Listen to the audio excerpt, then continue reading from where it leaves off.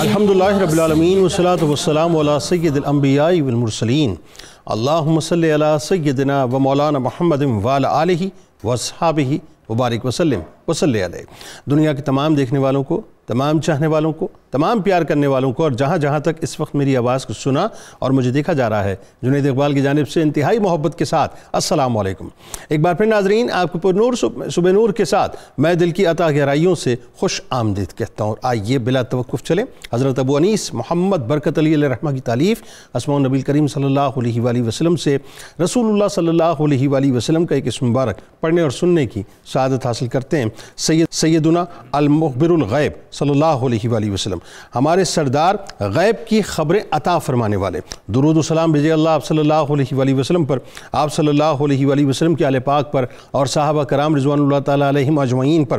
حضرت عبداللہ ابن مسعود رضی اللہ تعالیٰ عنہ سے روایت ہے، حضور نبی کریم صلی اللہ علیہ وآلہ وسلم نے ارشاد فرمایا کہ قیامت کے دن مجھ سے سب لوگوں میں زیادہ قریب وہ ہوگا جس نے دنیا میں سب سے زیادہ مجھ پر درود بھیجا ہوگا۔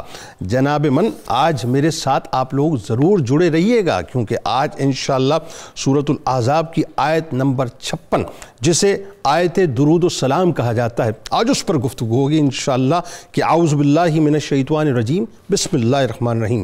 بے شک اللہ اور اس کے سب فرشتے نبی مکرم صلی اللہ علیہ وآلہ وسلم پر درود بھیجتے رہتے ہیں، اے ایمان والو تم بھی ان پر درود بھیجا کرو اور خوب سلام بھیجا کرو۔ ناظرین کرام، یہ جو آیت مبارکہ ہے نا صاحب، یہ صرف آیت مبارکہ نہیں ہے، بلکہ اگر میں کہوں تو غلط نہ ہوگا کہ اس کائنات کا سب سے اعلیٰ ترین روحانی میکانزم ہے۔ یہ آیت مبارکہ سید المرسلین کی صریح نعت بھی ہے، یہ آیت مبارکہ سید المرسلین کی عظمت و شان کا اعلیٰ ترین اظہار بھی ہے، اور یہ آیت مبارکہ صرف درود و سلام کی تلقین نہیں، بلکہ یہ آیت مبارکہ اللہ تعالیٰ کا ہم پر احسان بھی ہے کہ جو ایمان والوں کو اس کائنات کے سب سے عظیم سسٹم کی جانب بھی بلاتی ہے اور اس کائنات کے سب سے عظیم سسٹم کا حصہ بھی بناتی ہے۔ جی جناب، کہ جس اعلیٰ و عرفہ سسٹم میں اللہ تبارک و تعالیٰ نے اپنے آپ کو اور اس کائنات کے تمام فرشتوں کو شامل رکھا ہے۔ میرے ساتھ ذرا آپ نے جڑے رہنا ہے، آپ ذرا سمجھنے کی کوشش کریں، جو چاہتا ہے کہ مسلمان بھی اس ایکسکلوزیو سسٹم، یہ جو اس کائنات کا سب سے زیادہ ایکسکلوزیو سسٹم ہے، اس سسٹم کا حصہ بنے، کیونکہ سرور دو جہاں صلی اللہ علیہ وآلہ وسلم پر درود و سلام بھیجنا اس کائنات کا وہ عظیم ترین روحانی سسٹم ہے جو انسانی عقل سے مکمل طور پر ماورا ہے، کہ سب سے پہلے تمام عالمین کا بنانے والا خود، پھر اربوں اور خربوں کی تعداد میں، جناب اربوں اور خربوں کی تعداد میں، بلکہ اس سے بھی آگے ان گنت فرشتے، یعنی جن کی کوئی کاؤنٹنگ ہو ہی نہیں سکتی، سرور دو جہاں صلی اللہ علیہ وآلہ وسلم پر ہر لمحہ درود پاک اور سلام بھیجتے رہتے ہیں۔ یعنی کوئی لمحہ ایسا نہیں کہ جس میں اللہ تبارک و تعالیٰ اپنے حبیب مکرم صلی اللہ علیہ وآلہ وسلم پر رحمتیں نازل نہ فرماتا ہو، کوئی لمحہ ایسا نہیں جس میں فرشتے بھی آپ صلی اللہ علیہ وآلہ وسلم کے حق میں دعائے رحمت نہ کرتے ہوں۔ لہذا وہ چاہتا ہے کہ ایمان والے بھی اپنے آقا و مولا صلی اللہ علیہ وآلہ وسلم پر درود و سلام بھیج کر اس کائنات کے سب سے حسین اور سب سے عظیم ترین روحانی میکانزم کا اپنے آپ کو حصہ بنا لیں، جو ایک ہی وقت میں گناہوں کی معافی کا ذریعہ بھی ہے، درجات کی بلندی کا سبب بھی ہے، نیکیوں کو جمع کرنے کا وسیلہ بھی ہے، دعا کی قبولیت کا واسطہ بھی ہے، غموں سے، دکھوں سے، تکالیف سے، امتحانات سے نجات کا ذریعہ بھی ہے، دنیا میں اور آخرت میں بخشش کا سامان بھی ہے، اور سب سے بڑھ کر صاحب ابو آل، سب سے بڑھ کر سرور دو جہاں صلی اللہ علیہ وآلہ وسلم کی بارگاہ میں ایک حسین ترین اٹینڈنس اور ان کی نظر عنایت اور کل بروز محشر ان کی شفاعت کا ذریعہ بھی ہے۔ درود پاک ناظرین، درود شریف پڑھنا ایک انتہائی عظیم ترین عبادت ہے۔ اس کے ساتھ ساتھ اب میں آپ کو بتلاؤں، بزرگوں نے درود پاک پڑھنے کی جو حکمتیں بیان کی ہیں نا، اس میں یہ بھی ہے کہ حضور نبی کریم صلی اللہ علیہ وآلہ وسلم اللہ تبارک و تعالیٰ کے بعد جملہ مخلوقات میں سب سے زیادہ کریم، سب سے زیادہ مکرم، سب سے زیادہ رحیم، سب سے زیادہ شفیق، سب سے زیادہ عظیم اور سب سے زیادہ سخی ہیں، اور حبیب خدا تاجدار انبیاء سرور ہر دو سرا کے مومنوں پر سب سے زیادہ احسانات بھی ہیں۔ اس لیے محسن اعظم کے احسان کے شکریہ میں سمجھنے کی کوشش کیجئے گا. شکریہ میں احسانات کے بدلے میں نہیں بلکہ احسانات کے شکریہ میں ہم پر درود پاک پڑھنا مقرر کیا کہ اس میں بھی کمال یہ ہے کہ درود بھیجنے والے کا فائدہ یعنی درود بھیجنے والے کی ہی طرف لوٹا دیا جاتا ہے. بلکہ ناظرین ایک کیف والی بات آپ کو میں بتلاؤں کہ حضرت عبداللہ ابن مسعود رضی اللہ تعالیٰ عنہ بیان کرتے ہیں حضور نبی کریم صلی اللہ علیہ وآلہ وسلم نے فرمایا کہ قیامت کے دن مجھ سے سب لوگوں میں زیادہ قریب وہ ہوگا جس نے سب سے زیادہ مجھ پر درود پاک پڑھا ہوگا. اب بلا تمثیل عرض کر رہا ہوں, بلا تمثیل کمپیریشن بنتا ہی نہیں. اس دنیا کی اعلیٰ ترین شخصیت کے قرب کے لیے ناظرین ہم کیا کچھ جتن کرتے ہیں کہ کسی طرح سے اس کا قرب مل جائے. ذرا سوچئے گا, اب ذرا تصور کیجئے جو وجہ وجود کائنات ہیں, جب ان پر آپ درود پاک پڑھتے ہیں تو اللہ تبارک و تعالیٰ ان کا قرب آپ کو عطا کر دیتا ہے. اس لیے امام العاشقین اعلیٰ حضرت امام احمد رضا خان علیہ رحمت الرحمن پکار اٹھے کہ کعبے کے بدر الدجا تم پہ کروڑوں درود, طیبہ کے شمس الدعا تم پر کروڑوں درود, شافع روز جزا تم پہ کروڑوں درود, دافع جملہ بلا تم پر کروڑوں درود, تم پہ کروڑوں درود. ناظرین کرام اب بس آخری روایت میں پیش کر رہا ہوں. حضرت ابو طلحہ انصاری رضی اللہ تعالیٰ عنہ بیان کرتے ہیں ایک دن حضور نبی کریم صلی اللہ علیہ وآلہ وسلم تشریف لائے. بشاشت سے آپ کا چہرہ اقدس انتہائی منور ہو رہا تھا. آپ نے ارشاد فرمایا کہ میرے پاس جبرائیل علیہ السلام آئے اور کہا کہ آپ کا رب فرماتا ہے کہ کیا آپ راضی نہیں کہ آپ کی امت میں جو کوئی آپ پر درود پاک بھیجے میں اس پر 10 بار درود بھیجوں گا, اور آپ کی امت میں جو کوئی آپ پہ سلام بھیجے میں اس پر 10 بار سلام بھیجوں گا. ذرا سوچئے کہ ہمارا درود بھیجنا, سلام بھیجنا کیا ہے. اللہ تبارک و تعالیٰ جب اس کا ریٹرن ہمیں عطا کرے گا ہم تصور بھی نہیں کر سکتے. آغاز کرتے ہیں. ہمارے ساتھ جو شخصیات موجود ہیں وہ یقین تعارف کے محتاج نہیں. پہلی شخصیت ممتاز عالم دین جناب علامہ محمد احمد برکاتی صاحب تشریف فرمائیں. دوسری شخصیت ممتاز عالم دین جناب پروفیسر بشارت صدیق ہزاروی صاحب تشریف فرمائیں. اور تیسری شخصیت ملک کے ممتاز شناخہ سینئر اور بزرگ شناخہ جناب الحاج اختر حسین قریشی صاحب تشریف فرمائیں. تینوں آپ کو السلام علیکم, خوش آمدید. اور آپ سے آغاز کرتے ہیں علامہ صاحب. آج ظاہر ہے سورۃ الاحزاب کی آیت نمبر 56 جسے ہم آیت درود و سلام کہتے ہیں, اور ظاہر ناظرین آپ نے ہمارے ساتھ اس لیے بھی جڑے رہنا ہے کہ آج بڑی انٹرسٹنگ گفتگو ہونے والی ہے.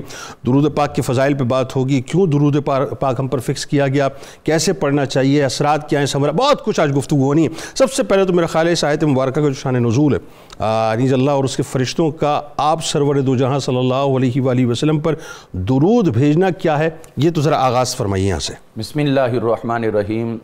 ان اللہ و ملائکتہ یصلون علی النبی یا ایہا الذین آمنوا صلوا علیہ وسلموا تسلیما. اللہم صلی وسلم علی سیدنا و مولانا محمد و علی آل سیدنا و مولانا محمد و اصحابہ وبارک وسلم وصلی علیہ. آج کا جو پروگرام ہے یقیناً یہ ہر مومن کے دل کی نہ صرف پکار ہے بلکہ ہر مومن کے دل میں جو مقام مصطفیٰ صلی اللہ علیہ وسلم موجود ہے اس کے حضور یہ خراج تحسین پیش کرنے کا ایک بہترین سلسلہ ہے جو ہر مومن اپنی اپنی جگہ پر حضور علیہ السلام سے اقرار محبت اور اظہار محبت کرتا ہے. بلکہ اگر اجازت دیں ناظرین میں گزارش کروں گا جتنے دیکھنے والے ہیں اس وقت اس پورے پروگرام میں جب تک یہ پروگرام چل رہا ہے درود پاک کے نذرانے سرکار کی بارگاہ میں بھیجتے رہیں انشاءاللہ. درود پاک کا ذکر ہوتا رہے, درود پاک کے نذرانے بھیجتے رہیں تاکہ پروگرام کے آخر تک ہم لاکھوں درود پاک انشاءاللہ آج مل کر سرکار کی بارگاہ میں پیش کریں گے انشاءاللہ.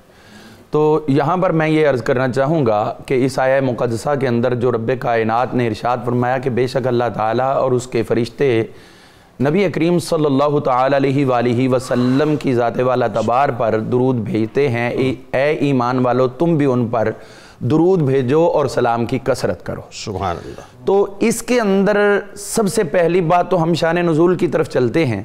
اس کا تعلق اگر ہم پیچھے لے کے جائیں تو یہ چیز واضح ہوتی ہے کہ انبیاء اکرام علیہ السلام یا فرشتے یا خود رب کائنات حضور صلی اللہ علیہ وسلم کی ذات والا تبار پر اس سے پہلے بھی درود بھیجتے تھے, اور خود صحابہ اکرام بھی اس آیت کے نزول سے پہلے بھی درود پڑھا کرتے تھے.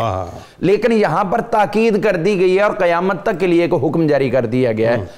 آپ اس کو ریلیٹ کریں اس بات کے ساتھ اس کے شان نزول کو کہ ایک وقت پہلے تھا جب حضور صلی اللہ علیہ وسلم کے خلاف پورا کفر کا جتنا بھی جتھا تھا وہ جمع ہو گیا. طائف کی وادی میں آپ کو جس قدر دکھ اور ستم کیے گئے, اور اس کے تدارک کے لیے اللہ تعالیٰ نے حضور علیہ السلام کو معراج عطا فرمائی تاکہ دیدار خداوندی کے اندر سرشار رہ کر حضور صلی اللہ علیہ وسلم دنیا کے غموں کو بھول جائیں۔ اب مومنوں کو یہاں پہ حکم دے دیا کہ تمہیں بھی اگر دنیا کے غم ہیں اور تم ان کو بھلانا چاہتے ہو تو تم رب کائنات کے حبیب کو یاد کرتے ہوئے درود بھیجنا۔ واہ واہ، سبحان اللہ، سبحان۔ غزوہ احزاب کے بعد حضور صلی اللہ علیہ وسلم تشریف فرما تھے، صحابہ اکرام رضوان اللہ علیہم اجمعین کے درمیان جلوہ گر ہوئے، اور آپ نے آتے ہی فرمایا صحابہ تم مجھے مبارکباد کیوں نہیں دیتے؟ اچھا، چہرہ خوشی سے کھلا، واہ واہ، سبحان اللہ، تم مجھے مبارکباد کیوں نہیں پیش کرتے؟ عرض کی حضور کس چیز کی؟ تو آپ نے فرمایا کہ آج اللہ تعالیٰ نے مجھے وہ آیہ کریمہ عطا کر دیا جو مجھے دنیا و ما فیہا سے بھی زیادہ محبوب۔ اللہ اکبر، اللہ حضور وہ کون سی ہے؟ تو آپ نے یہی آیہ مقدسہ پڑھ کر تلاوت کر کے ان کے سامنے اظہار کر دیا۔ صحابہ اکرام بے اختیار آپ کی ذات پہ ہدیہ درود و سلام پیش کرنے لگے۔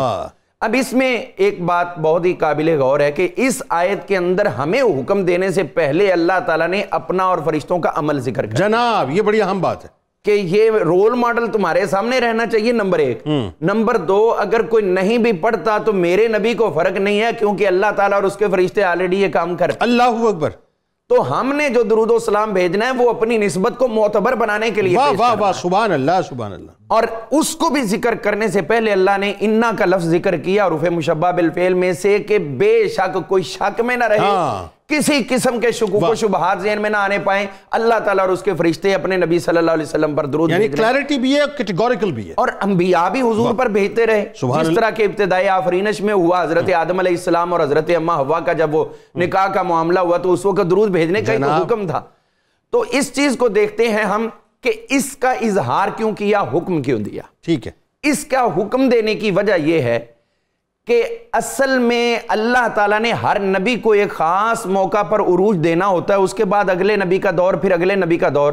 آدم علیہ السلام کو عروج دینے کے لیے اللہ تعالیٰ نے مسجود ملائک بنایا، ٹھیک ہے، فرشتوں سے سجدہ کروایا، اور فرشتوں کا جو سجدہ تھا وہ صرف ایک بار تھا، اور اللہ تعالیٰ اس سجدے میں خود شریک نہیں تھا۔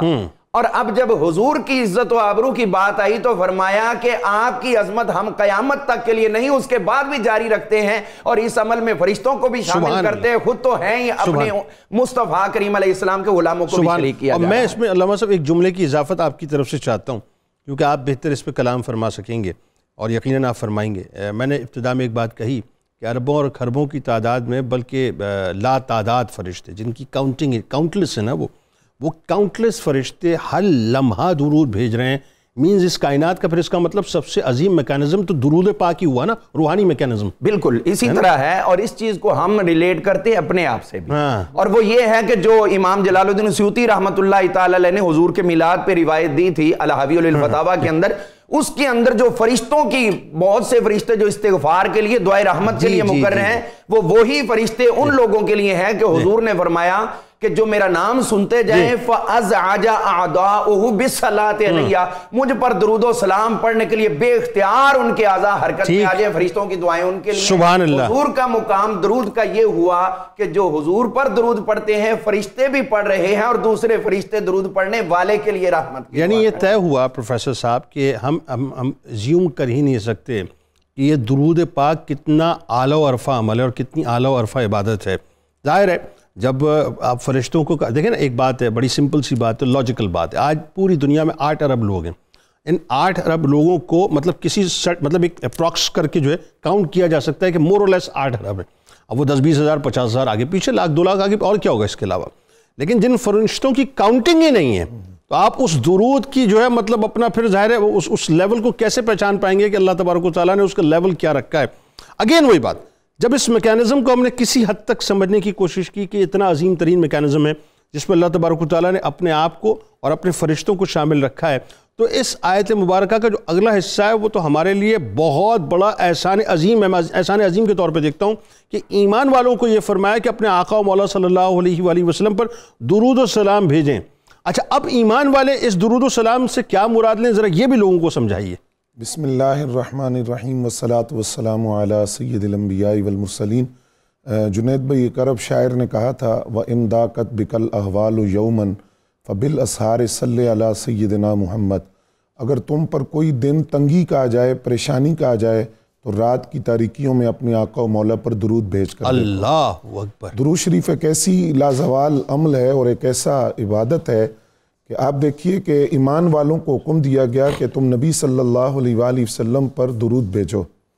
اس کی وجہ کیا ہے کہ وہ ذات جس کے ذریعے اللہ تعالیٰ نے ہمیں ہدایت عطا فرمائی، ان کے اس احسان کا تقاضا ہے اور احسان شناسی کا تقاضا ہے، یہ حکم دیا گیا کہ جس قدر کفار ان کی مذمت کرتے ہیں تم اسی قدر اس سے زیادہ بڑھ کر ان کی تعریف کرو۔ اللہ، جس قدر وہ ان سے بغض رکھتے ہیں تم اس سے زیادہ ان سے محبت کرو۔ واہ، جس قدر وہ نفرت کا اظہار کرتے ہیں تم اس سے زیادہ ان کے گرویدہ ہو جاؤ، اور اس کا طریقہ یہ بتایا کہ تم اللہ تعالیٰ کی بارگاہ میں دعا کرو کہ یا اللہ تو اپنے نبی صلی اللہ علیہ وسلم پر درود بھیج اور رحمت کاملہ بھیج۔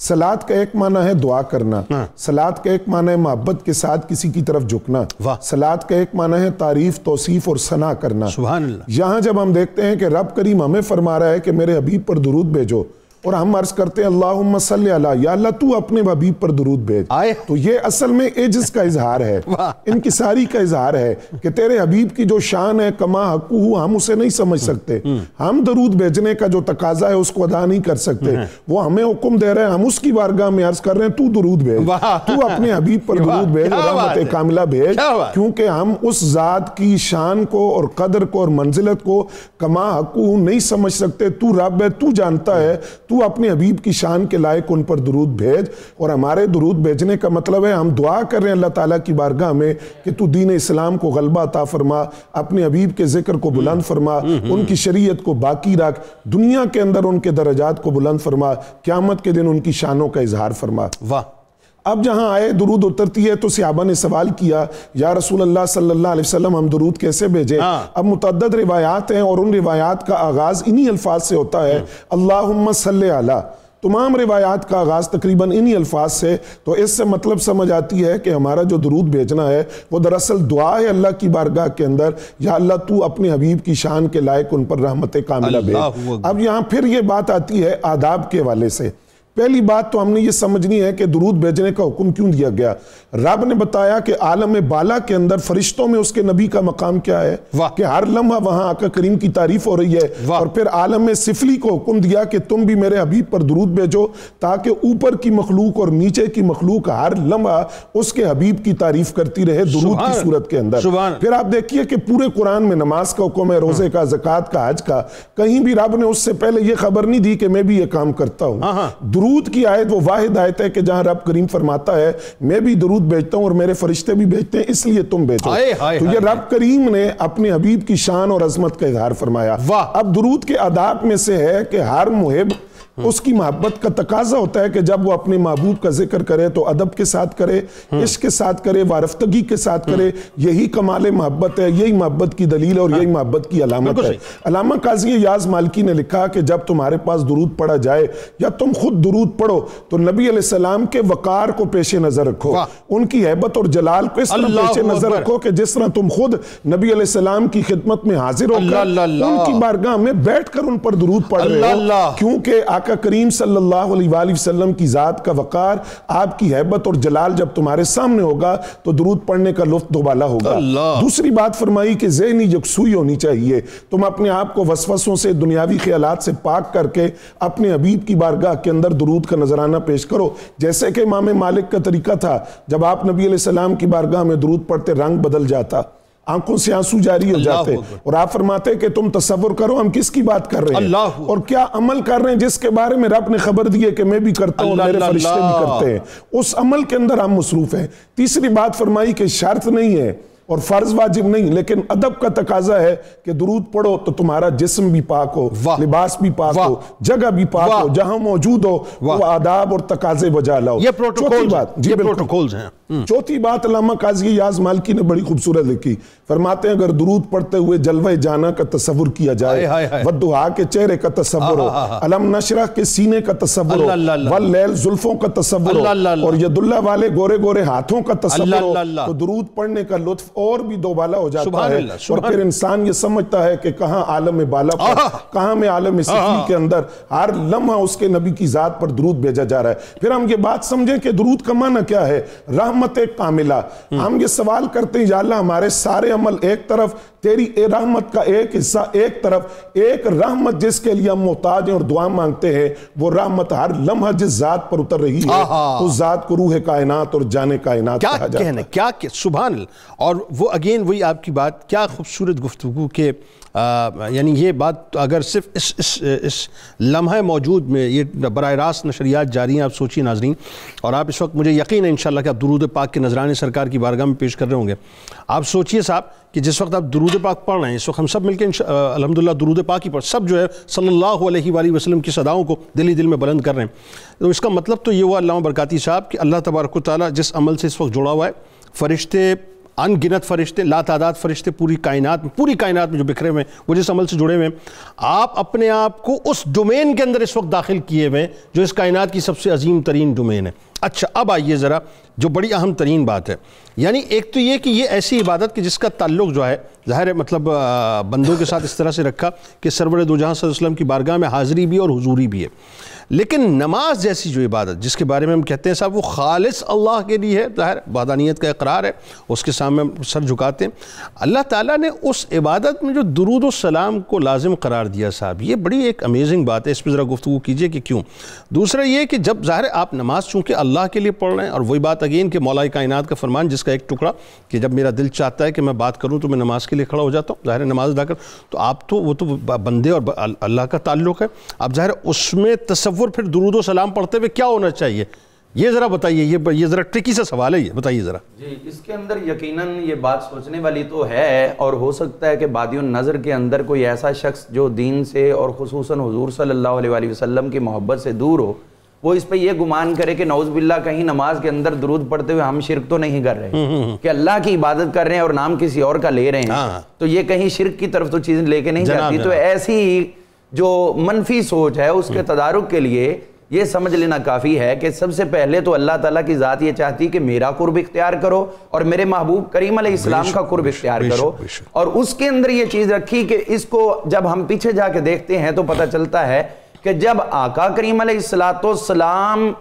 کی ذات پر ظلم و ستم ہوئے تو اللہ نے معراج دی، اور پھر جو کفار مکہ تھے وہ منکر خدا تھے تو ان کو اسلام کی طرف لانے کے لیے نماز دی، اور جب یہ والا معاملہ آ رہا ہے تو یہود نے حضور سے دشمنی کی، یہ دیکھیے کفار نے اللہ سے دشمنی کی، یہود نے حضور سے دشمنی کی، اللہ کو تو وہ مانتے تھے، تو جنہوں نے اللہ سے دشمنی کی ان کو نماز دی، اور جو حضور کے دشمن ہے وہاں پر حضور کے غلاموں کو درود و سلام پڑھنے کا حکم ہے۔ اللہ اکبر۔ تو اب پیرالل اس چیز کو لے آئے کہ جس چیز کا کوئی منکر خدا ہے تو تم نوافل کی بات کرو، اور اگر کوئی منکر مصطفیٰ ہے تو تم درود کی بات کرو۔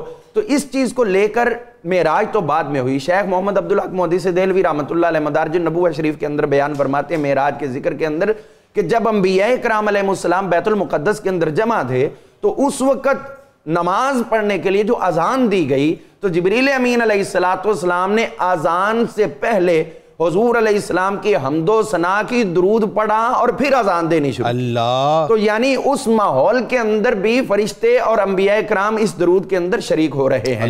پھر ہم یہ دیکھتے ہیں کہ حضور صلی اللہ تعالی علیہ وسلم کی ذات والا تبارک جب نماز کی بات ہے تو یہ بھی سمجھا دیا کہ عبادت اللہ کی کرتے ہوئے اپنی مرضی کی نہیں، کسی عبادت کو تم جس طرح کئی لوگ جاہل ہوتے ہیں وہ کہتے ہیں جی نماز قائم کرو میری یاد کے لیے، تو ہم تو بیٹھے بس تسبیح گھما لی اور نماز ادا ہو گئی۔ فرمایا نہیں، یہ جو تمہاری نماز ہے یہ تابع ہے میرے مصطفیٰ کے طریقے کے۔ اب جب تم نماز پڑھتے ہوئے التحیات للہ والصلوات تک پہنچے تو تم حریم محبت خدا میں داخل ہو گئے، اور جب تم حریم محبت خدا میں داخل ہوئے تو وہاں پر تمہیں حضور جلوہ گر نظر آئیں گے۔ جب تم در خدا پہ پہنچے اور حضور علیہ السلام کے در تک پہنچنے کے لیے رب نے یہ رستہ دے دیا کہ یہاں آ کے خود کو بے یار و مددگار نہ سمجھنا، بلکہ یہاں پہ میرے آقا جلوہ گر ہوں گے، تو پھر ان کی طرف توجہ کر کے السلام علیکہ ایھا النبی کہہ کر ان پہ درود و سلام کی کثرت کر دو۔ یعنی در خدا پہ آئے ہو تو خدا کی ذات سے ملانے کے لیے مصطفیٰ کی ذات کی طرف توجہ کرو اور حضور کو اپنے دل میں حاضر سمجھتے ہوئے۔ اسی لیے امام غزالی رحمۃ اللہ احیاء علوم الدین کے اندر یہ بات واضح کی، شیخ محمد عبدالحق محدث دہلوی رحمۃ اللہ علیہ نے اشیاء اللمعات کے اندر اور بہت سارے اکابرین نے یہ بات واضح کی ہے کہ جب تم نماز کے اندر بیٹھے ہو تو السلام علیکہ پر پہنچنا ہے تو وَأَحْضِرْ فِي قَلْبِكَ نبی صلی اللہ علیہ وسلم، پہلے حضور کو دل میں حاضر سمجھو، اور پھر وَشَخَّصَ الْكَرِيمُ، حضور علیہ السلام کا کریم چہرہ تمہارے دلوں کے اندر سما جائے، پھر تم عرض کرو السلام علیکہ ایھا النبی، اور پھر درود و سلام کی کثرت۔ یعنی التحیات میں اس پروٹوکول کو جب ہم سامنے رکھتے ہیں کہ ہم نے بنیادی طور پہ سرور دو جہاں صلی اللہ علیہ وآلہ وسلم کی چہرہ اقدس کا تصور باندھ کے حضوری پیش کرنی ہے، پھر آگے بڑھنا ہے۔ اب آپ دیکھیے کہ جس رب کی نماز پڑھ رہے ہیں اس رب کا تو آپ تصور نہیں کر سکتے، تو تصور تو ہوگا تصور جانا مصطفیٰ کریم علیہ السلام کا۔ تو اب یہی تصور جو تمہیں در مصطفیٰ تک لے کے گیا ہے تو مصطفیٰ کی ذات تمہیں بقا باللہ کی منزل تک پہنچا۔ سبحان اللہ۔ تو یہاں پر یہ عرض کرنا ضروری ہے کہ حضور صلی اللہ تعالی علیہ وآلہ وسلم نے جو یہ درود پاک عطا کیا تو صحابہ اکرام رضوان اللہ علیہم اجمعین نے اس کو نہ صرف حرز جاں بنایا بلکہ ایک صحابی نے عرض کر دیا حضور ہمیں وہ السلام علیکہ ایھا نبی السلام عرض کرنے کا طریقہ تو آ گیا، اب درود کس طرح پیش کریں؟ تو حضور صلی اللہ علیہ وسلم نے خاموشی اختیار رکھی۔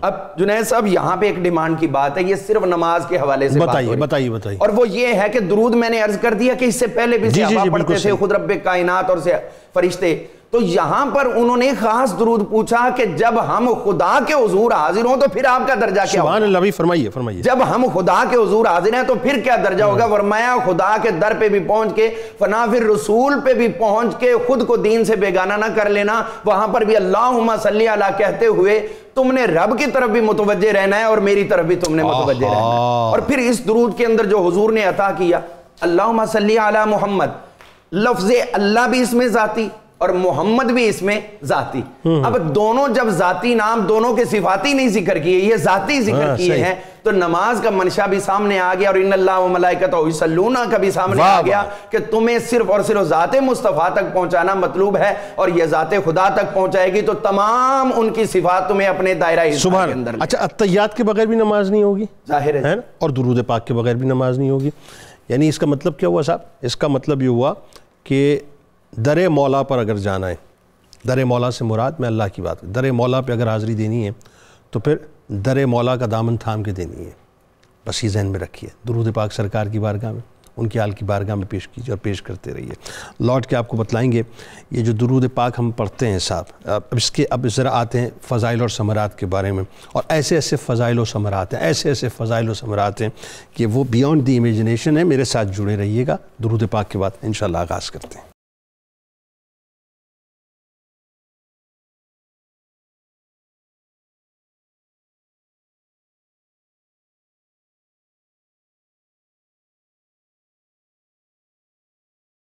اللہم صلی علی سیدنا و مولانا محمد وعلی آلہ و اصحابہ وبارک وسلم وصلی علیہ۔ ایک بار پھر میں آپ کو خوش آمدید کہتا ہوں ناظرین۔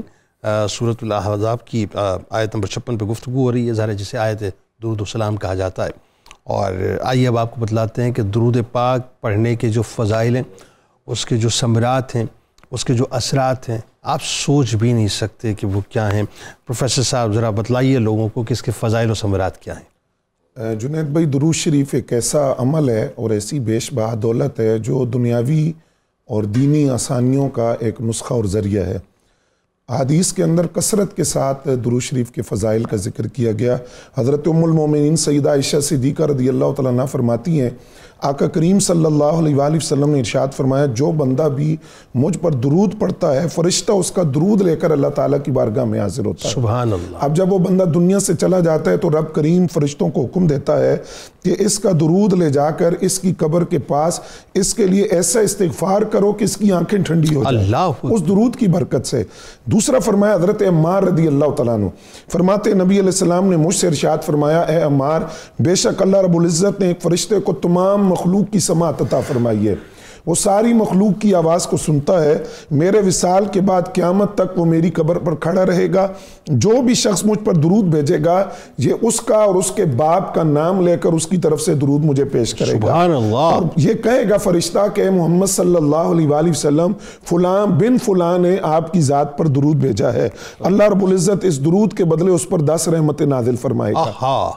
پھر ارشاد فرمایا کہ کون سے ایام ہیں، کون سے دن ہیں جن میں خاص طور پر درود پڑھنا چاہیے، تو نبی علیہ السلام نے جمعہ کے جو دن کی برکات ہیں اس کی طرف توجہ دلائی، فرمایا اس میں آدم علیہ السلام کی تخلیق ہوئی، سور پھونکا جائے گا، اور دیگر فضائل بیان کرنے کے بعد فرمایا جمعہ کے دن کثرت کے ساتھ مجھ پر درود پڑھا کرو، تمہارا درود میں خود سنتا ہوں۔ اس پر صحابہ کرام نے عرض کیا حضور جب آپ کا وصال ہو جائے گا تب بھی آپ درود سنیں گے؟ فرمایا بالکل، اس لیے کہ اللہ نے زمین پر حرام کر دیا ہے وہ انبیاء کے اجسام کو کھائے، نبی اپنی قبر میں زندہ ہوتا ہے، صرف زندہ نہیں ہوتا، عبادت کرتا ہے اور اس کو رزق دیا جاتا ہے۔ سبحان اللہ، سبحان تو تمہارا درود جو ہے وہ خود قبر کے اندر میں سنوں گا، سبحان تمہارا درود مجھ تک پہنچایا جائے گا۔ اور مطلب ولدیت کے ساتھ پیش کیا جاتا ہے، فلاں بن فلاں نے آپ کے فلاں بن فلاں، یعنی آپ جب درود بھیجتے ہیں تو صرف آپ نہیں بھیجتے، آپ کے والد کا نام بھی جو سرکار کی بارگاہ میں جاتا ہے۔ بعد حدیث میں یہ لفظ ہیں کہ نبی علیہ السلام اس کا چہرہ بھی پہچانتے ہیں، یہ بھی بتایا جاتا ہے کہ فلاں محلے سے فلاں علاقے سے اس بندے نے آپ، اللہ اکبر، اللہ اکبر۔ ابو داؤد شریف کی ایک روایت کے اندر کیسا مجدہ جاں فضا سنایا گیا، آقا کریم صلی اللہ علیہ وسلم نے ارشاد فرمایا جو مسلمان بھی مجھ پر سلام پڑھتا ہے اللہ رب العزت میری روح کو اس کی طرف متوجہ کرتا ہے حتیٰ کہ میں اس کے سلام کا جواب دیتا ہوں۔ سبحان اللہ، یعنی بندہ درود و سلام پڑھ کر یہ تصور نہ کرے کہ میں نے بات کر دی، آگے ریئیکشن کیا ہے، رد عمل کیا ہے، فرمایا میں اس کا سلام سنتا بھی ہوں اور جواب بھی دیتا ہوں۔ یعنی جب بندہ کہتا ہے مصطفیٰ جان رحمت پہ لاکھوں سلام، شم بزم ہدایت پہ لاکھوں سلام، وہاں سرکار سن بھی رہے ہوتے ہیں، جواب بھی دے رہے ہوتے ہیں۔ بالکل، سلام سبحان اللہ، کسی بھی لفظ کے ساتھ جس میں محبت اور عشق کا پہلو ہو وہ سلام عرض کرتا ہے تو آقا کریم جواب ارشاد فرماتے ہیں۔ پھر حضرت زید بن ثابت فرماتے ہیں ایک مرتبہ نبی علیہ السلام کی خدمت میں حاضر تھے، چلتے ہوئے ایک چوراہے کے پاس آئے، ایک عرابی حاضر ہوئے، جب وہ آئے انہوں نے سلام کیا، آقا کریم نے فرمایا تم کیا پڑھ رہے تھے؟ انہوں نے عرض کیا حضور آپ حکم فرمائے، فرمایا یہ جو آسمان ہے اس کے کناروں پر فرشتوں کا ہجوم تھا، تم کیا پڑھ رہے تھے؟ سبحان اللہ، عرض کیا حضور میں آپ کی ذات پر درود پڑھ رہا تھا۔ جب ہم اس کے برکات کی بات کرتے ہیں تو جنید بھائی درود کے والے سے ایک مارکۃ الارا تالیف ہے دلائل الخیرات شریف، جناب کیا اس کی وجہ تالیف کو دیکھیے۔ حضرت سلیمان جزولی امام جزولی رحمت اللہ جو مؤلف ہیں وہ کیا فرماتے ہیں کہ میں نے کیوں لکھی یہ کتاب درود پر؟ فرماتے میں کسی سفر میں تھا، پانی کی ضرورت پڑ گئی، کنویں پہ گیا، ڈول نہیں تھا، رسی نہیں تھی، پانی تھا لیکن پانی نکالوں کیسے؟ ایک بچی آئی، اس نے اپنا لعاب اس کنویں کے اندر پھینکا تو پانی کناروں تک آیا۔ فرماتے ہیں پانی استعمال کیا، وضو کیا، اس کے بعد میں نے اس بچی سے پوچھا کہ تمہارے لعاب میں یہ تاثیر کیسے پیدا ہوئی؟ اس نے کہا میں کثرت کے ساتھ درود شریف پڑھتی ہوں، درود کی وجہ سے لعاب میں تاثیر پیدا ہوئی۔ اب سوچنے کی بات ہے جن کی ذات پر درود پڑھنے والے کے لعاب میں یہ تاثیر ہے تو جن پر درود بھیجا جا رہا ہے ان کے لعاب کی تاثیر بھائی سوال کیا کہہ رہے ہیں؟ اور امام جزولی رحمت اللہ علیہ کی قبر شریف کا کیا معاملہ ہوا تھا؟ کیا خوشبودار قبر سے مہک رہی ہے، اور وہ کتاب کی وجہ تالیف انہوں نے یہ بتایا کہ اس وجہ سے میں نے کتاب لکھی۔ اسی طرح کتنا پڑھنا چاہیے؟ حضرت عامر بن ربیعہ فرماتے ہیں آقا کریم صلی اللہ علیہ وسلم نے فرمایا جب تک بندہ مجھ پر درود پڑھتا رہتا ہے اس پر رحمتوں کا نزول ہوتا رہتا ہے، رحمتیں اترتی رہتی ہیں۔ اور آقا کریم صلی اللہ علیہ وسلم کا یہ جملہ کس قدر قابل توجہ، آپ نے فرمایا جب رحمتیں اترتی ہیں اب اس کی مرضی ہے کم پڑے یا زیادہ پڑے، بس یہ تصور کر لے کہ رحمتیں ہر وقت اتر رہی ہیں، رحمتوں کا نزول ہر وقت اس پر ہو رہا ہے، اب اس کی مرضی ہے کہ وہ کتنا پڑھنا چاہتا ہے۔ دو باتیں آخر میں تاکہ بات آگے بڑھا، ایک یہ کہ میرے قرب کا ذریعہ سرکار نے فرمایا، اور شفاعت ختم ہو گئی بات، یعنی جس نے درود پاک کی کثرت کر لی اس کو شفاعت کا پروانہ مل گیا۔ ذرا بتائیے۔ جی بالکل ایسے ہی ہے، آقا کریم صلی اللہ علیہ وسلم نے فرمایا جو میرا قرب حاصل کرنا چاہتا ہے وہ درود پڑھے، اب وہ جتنا درود پڑھے گا اتنا ہی قرب حاصل ہوگا۔ اب وہ تصور کر لے کہ قرب کس کا ہے اور کتنا قرب ہونا چاہیے تو وہ درود کی کثرت کرے گا اور آقا کریم صلی اللہ علیہ وسلم کو اتنا ہی سبحان اللہ۔ اچھا اب آئیے ذرا درود پاک علامہ صاحب، اس کے بارے میں یہ تو ظاہر ہم سب کا، تمام مسلمانوں کا فرم بلیو ہے کہ جہاں ظاہر درجات کی بلندی ہے، نیکیوں کے کھاتوں کو کھلنا اور گناہوں کو مٹا دینے کا ذریعہ ہے، وہاں پر یہ جو دکھ ہیں، غم ہیں، پریشانیاں ہیں، اس کا مداوع یا یوں کہیے کہ اس کا تدارک جو ہے وہ درود پاک میں موجود ہے، علاج موجود ہے۔ ایک تو یہ بتائیے وہ کیسے؟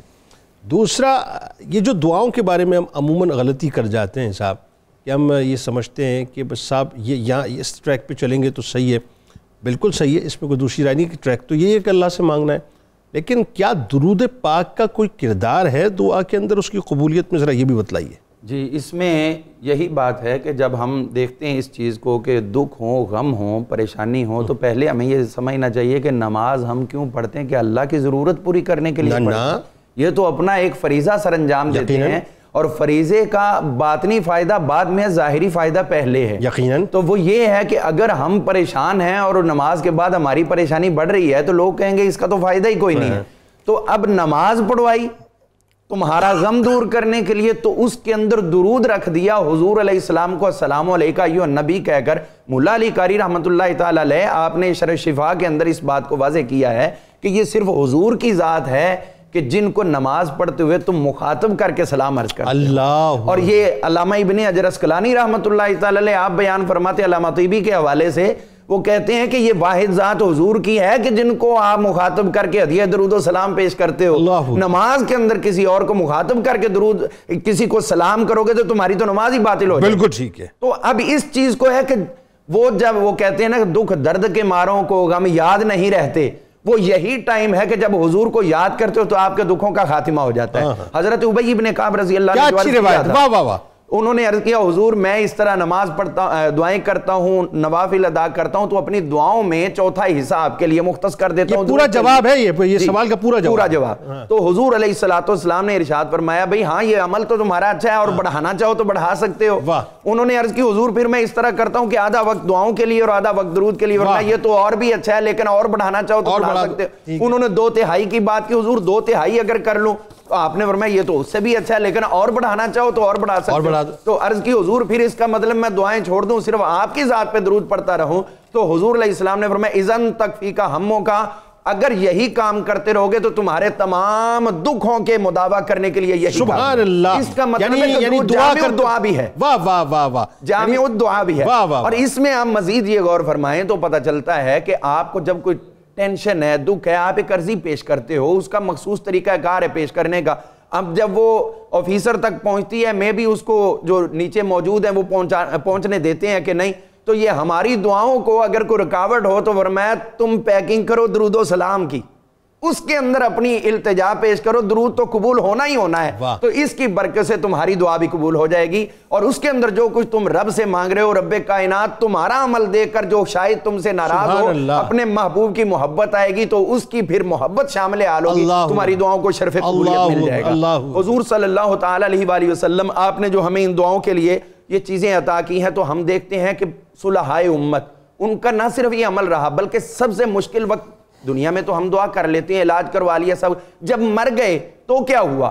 تو اس کے لیے فردوس الاخبار کے اندر یہ حدیث پاک موجود ہے. امام دہلوی رحمۃ اللہ علیہ بیان فرماتے ہیں کہ جو آدمی محبت سے درود و سلام پڑھتا ہے تو اللہ تعالیٰ اس کے لیے ایک فرشتے کی ڈیوٹی لگا دیتا ہے، وہ درود پاک محفوظ کرتا ہے. اچھا. جب یہ فوت ہو جائے گا، قبر میں جائے گا، تو اس فرشتے کو حکم دیا جائے گا کہ اس نے میرے محبوب پہ محبت سے درود و سلام کے تحفے بھیجے ہیں، تم اس کی قبر پہ جاؤ اور اس کے لیے اس طرح کی میرے سے دعائیں کرتے رہو کہ اس کی قبر میں بھی آنکھیں ٹھنڈی ہو. اللہ اکبر. یعنی دنیا کے دکھوں کا تو مداوا ہے ہی، قبر و حشر کے اندر بھی یہ دکھوں کا مداوا ہے. اچھا اس میں علامہ صاحب ایک بات ذرا، فی زمانہ ڈپریشن بہت زیادہ ہے، انزائٹی بہت زیادہ ہے، مسائل لوگوں کے ظاہر بہت زیادہ ہیں، تو آپ کیا فرماتے ہیں؟ کیونکہ میں پڑھ رہا تھا کسی جگہ پہ کہ کہا یہ جاتا ہے کہ روحانی طور پہ یہ جو قلبی جو اضطراب ہے اس کی تسکین کے لیے درود پاک سب سے بہترین راستہ ہے. کیا ایسا ہی یہ مطلب؟ جی بالکل اسی طرح ہے. نبی کریم صلی اللہ تعالی علیہ وآلہ وسلم کے ایک غلام تھے، ایک صحابی، انہوں نے زندگی بھر یہ معمول رکھا کہ انہوں نے کہا میں صرف اللہ کے فرض ادا کروں گا، باقی سارا وقت آپ کی محبت میں درود و سلام پڑھتا رہا.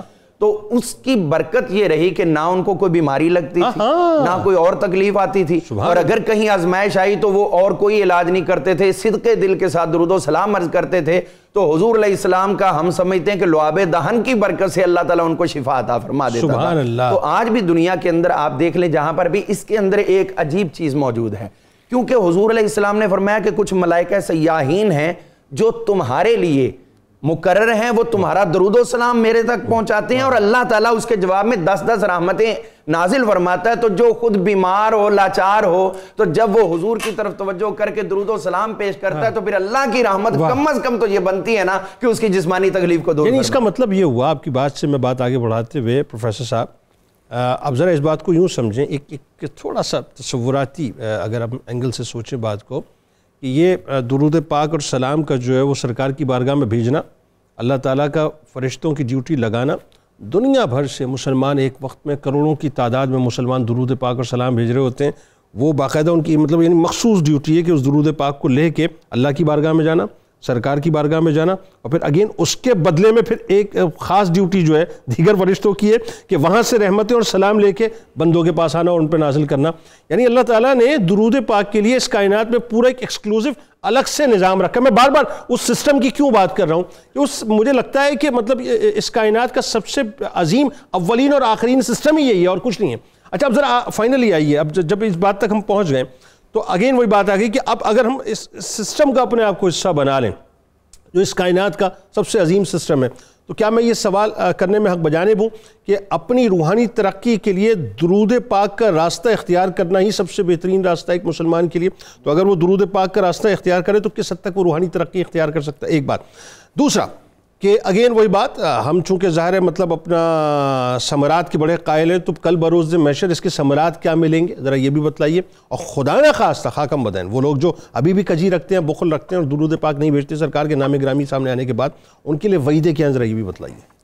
جنید بھائی، درود شریف کی برکات میں سے ہے کہ جہاں دیگر برکتیں ہیں وہاں بھی یہ بھی ہے کہ انسان کو ظاہری اور باطنی پاکیزگی بھی اس درود شریف کی برکت سے حاصل ہوتی.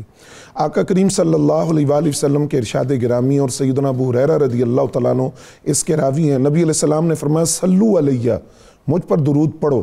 کیوں؟ فإن الصلاۃ علیہ زکاۃ لکم، میری ذات پر درود پڑھنا تمہارے لیے پاکیزگی ہے. تمہارا روحانی پاکیزگی بھی حاصل ہوگی اور جسمانی ظاہری پاکیزگی بھی تمہیں اس کے ذریعے درود کے ذریعے حاصل ہوگی. سبحان اللہ. دوسرے مقام پر ارشاد فرمایا لکل شیء طہارۃ، ہر چیز کے لیے پاکی ہوتی ہے، وہ غسل اور غسل ہوتا ہے.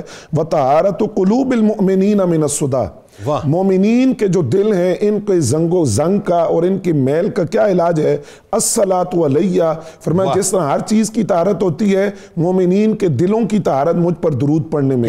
جب تم درود پڑھو گے تمہارا دل پاک ہوگا، دلوں کا زنگ دور ہوگا، دلوں کی میل دور ہوگی، اور یہی روحانی مدارج اور روحانی ترقی کا زینہ ہے. اور جب ہم اس میں عملی تصاویر دیکھنا چاہتے ہیں تو امام بوصیری کو دیکھیے، مولانا جامی کو دیکھیے، حضرت سلیمان جزولی کو دیکھیے. یہ ان کی جو وجوہات وہ بیان کرتے ہیں ولایت کی، اس میں درود شریف کا بنیادی کردار ہے. اس کے ساتھ ہم دیکھتے ہیں کہ درود شریف کے حوالے سے یہ بات بھی فرمائی کہ اگر دل کا نفاق اور منافقت ختم کرنا چاہتے ہو کثرت سے درود پڑھا کرو، دل سے نفاق نکل جائے گا. کیا اچھا ہے، کیا اچھا ہے. اچھا، اس باطنی طہارت کے ساتھ ساتھ قیامت کے دن درود پڑھنے والے کو کیا مقام ملے گا؟ اس سے پہلے ایک سوال اور اس فیس کو ذرا حل کر دیجئے کہ کیا میں یہ حق بجانب پوچھنے میں کہ نبی کریم صلی اللہ علیہ وآلہ وسلم کا چہرہ اقدس کا یعنی دعا کے چہرے والے کا اگر دیدار کوئی کرنا چاہتا ہو تو وہ اپنی زندگی میں درود پاک کی کثرت شامل کر لے تو اسے دیدار بھی نصیب ہو جاتا ہے. یہ تو ایک مجرب نسخہ ہے نا جی، مجرب نسخہ ہے، اور اس پر تو کئی عملی دلائل موجود ہیں کہ درود پاک کی برکت سے کتنے لوگوں نے جلوہ جانا کو دیکھا، حالت خواب میں بھی دیکھا اور بیداری کی حالت میں. سبحان اللہ، سبحان. اب قیامت کے دن اس کی برکات کیا ہوں گی؟ حضرت عبد الرحمن بن سمرہ رضی اللہ تعالیٰ عنہ فرماتے ہیں آقا کریم صلی اللہ علیہ وسلم نے فرمایا آج رات میں نے ایک عجیب منظر دیکھا.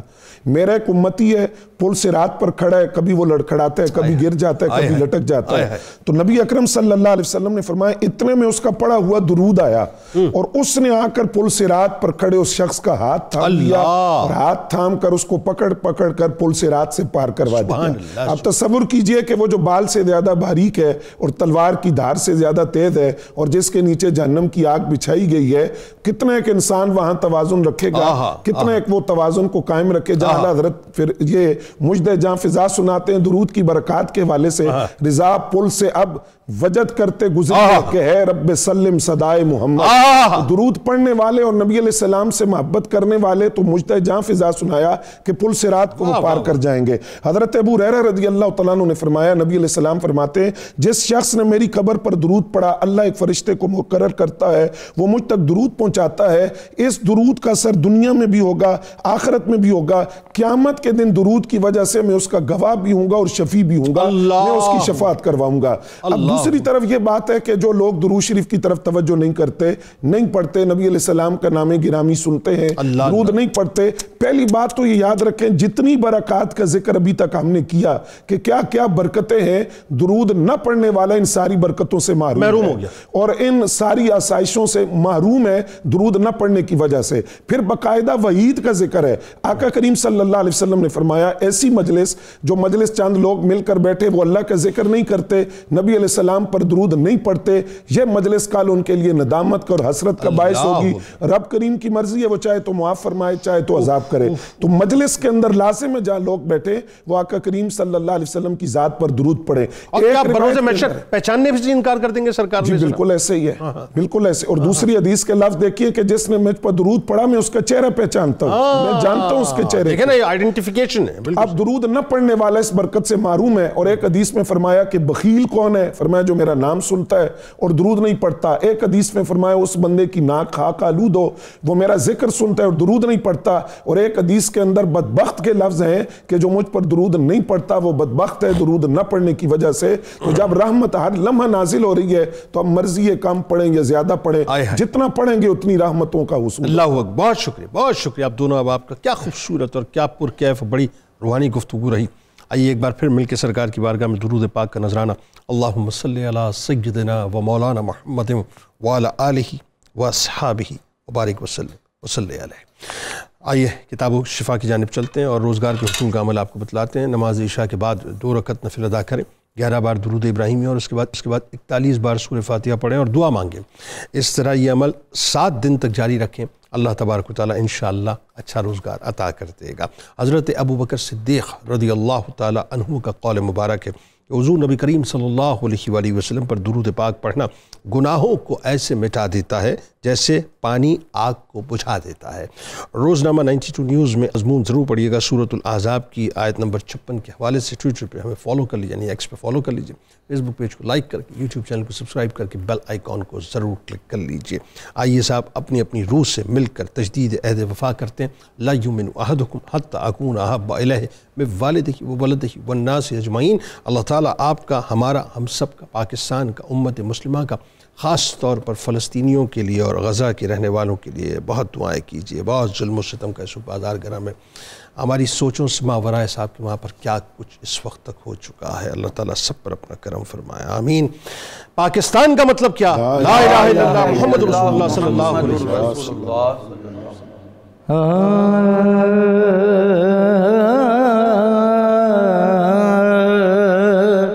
हजारों दरूद और हजारों सलाम बरूए मोहम्मद अलैहि सलाम। बलगल उला बेकमालिही कशफ दोजा बेजमालिही हसन जमी ओ खिसालिही सल्लु अलैहि व आलिहि सल्लु अलैहि व आलिहि। रुख मुस्तफा किताब है जो मुहब्बतों का निसाब है, जो मुहब्बतों का निसाब है।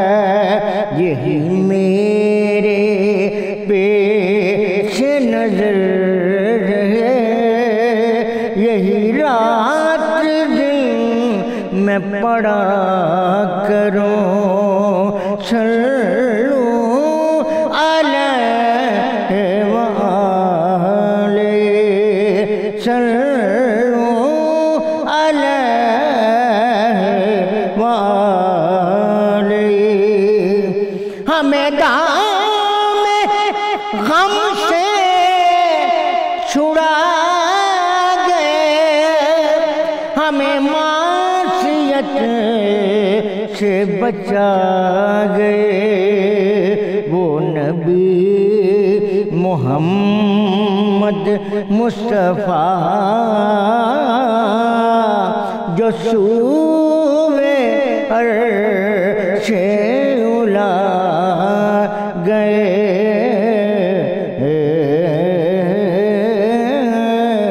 सल्लु अलैहि व مجھے درد تو نے عطا کیا، مجھے درد والا بنا دیا، مجھے درد والا بنا دیا، تیرا شکریہ میرے دل ربا، تیرا شکریہ، مجھے درد تو نے عطا کیا، مجھے درد والا بنا دیا، مجھے درد والا بنا دیا، تیرا شکریہ میرے دل ربا، تیرا شکریہ میرے دل ربا، میں کروں تو کیسے ادا کروں، بالغ العلا بکمالہ کشف الدجا بجمالہ، حسنت جمیع خصالہ، صلو علیہ وآلہ، اور جسے چاہا در پہ بلا لیا، جسے چاہا اپنا بنا لیا، جسے چاہا اپنا بنا لیا، یہ بڑے کرم کے فیصلے، یہ بڑے کرم کے فیصلے، یہ بڑے نصیب کی بات ہے، صلو علیہ وآلہ